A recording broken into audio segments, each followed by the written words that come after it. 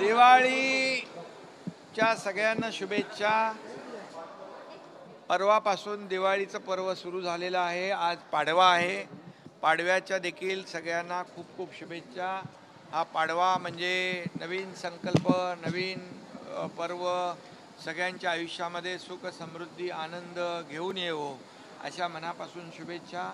सगळ्यांना शुभेच्छा। तमाम महाराष्ट्रातल्या लाडक्या बहिणींना, लाडक्या भावांना, लाडक्या ज्येष्ठांना, लाडक्या शेतकऱ्यांना सगळ्यांना शुभेच्छा। बळीराजाचं आलेलं संकट दूर हो आणि त्याच्या आयुष्यात देखील हा पाडवा सुखाचे, आनंदाचे, समृद्धीचे दिवस घेऊन येवो। भाऊबीजेच्या वाट बघत म्हणजे ते लाडक्या बहिणींच्या भाऊबीज मिळणारच, भाऊबीज मिळणार आणि लाडकी बहीण योजना कायम सुरू राहणार। नमस्कार, मराठी अपडेट गुरु या यूट्यूब चॅनलवर संपूर्ण महाराष्ट्रातील लाडक्या बहिणींचं मी ओंकार हार्दिक स्वागत करतो। लाडक्या बहिणींना आज दिवाळी संदर्भात, दिवाळीचे भाऊबीज भेट आणि त्याचबरोबर KYC संदर्भात एक महत्त्वाची घोषणा झालेली आहे।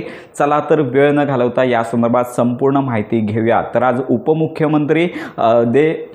उपमुख्यमंत्री एकनाथजी शिंदे यांची प्रेस कॉन्फरन्स झाली। तर यांनी सांगितलेलं आहे की पुढील आठवड्यामध्ये संपूर्ण महाराष्ट्रातील पात्र लाडक्या बहिणींना दिवाळीची भाऊबीज भेट दिली जाणार आहे अशी मोठी घोषणा केलेली आहे। तर यामध्ये सगळ्यात महत्त्वाची बाब आता पुढे येत आहे की साम TV असेल किंवा Zee24 तास असेल तर या सोशल मीडियावरती देखील एक नवीन न्यूज प्रसिद्ध करण्यात आलेली आहे की मुख्यमंत्री माझी लाडकी बहीण योजनेअंतर्गत संपूर्ण महाराष्ट्रातील पात्र लाडक्या बहिणींना पुढील आठवड्यामध्ये दिवाळीची भाऊबीज भेट म्हणजेच ऑक्टोबर महिन्याचा जो हप्ता आहे तो वितरित करण्याचं सरकार विचारात आहे। म्हणजेच लक्षात घ्या, एकतर दिवाळी भेट, भाऊबीज भेट आहे तर या संदर्भात अजून त्यांनी स्पष्टता दिली नाही आहे। पण लक्षात घ्या की ऑक्टोबर महिन्याचा हप्ता आहे तो सोमवारपासून पुढील हप्त्यामध्ये म्हणजेच पुढील आठवड्यामध्ये वितरित करण्याची शक्यता म्हणजेच असल्याची माहिती सध्या Zee24 तास असेल, साम TV असेल, याच ठिकाणची न्यूज चॅनल आहे तर या ठिकाणी प्रसिद्ध झालेली आहे। म्हणजे सरकार आता ऑक्टोबर महिन्याचा हप्ता आहे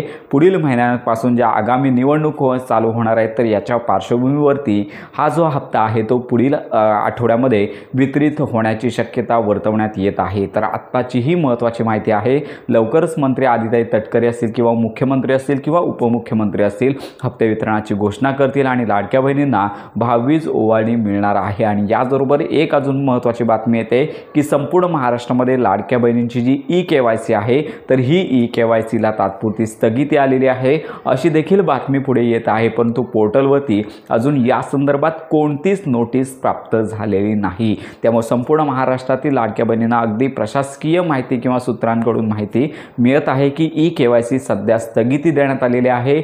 निवडणुका ज्या आहेत तर यांच्या पार्श्वभूमीवरती ही स्थगिती असणार आहे। त्यामुळे संपूर्ण महाराष्ट्रातील ज्या पात्र लाडक्या बहिणी आहेत KYC केली असेल किंवा नसेल तरी देखील भाऊबीज ओवाळणी आणि ऑक्टोबर महिन्याचा हप्ता पुढील आठवड्यामध्ये तुम्हाला मिळणार आहे। तर या संदर्भात आपण माहिती घेतच आहोत।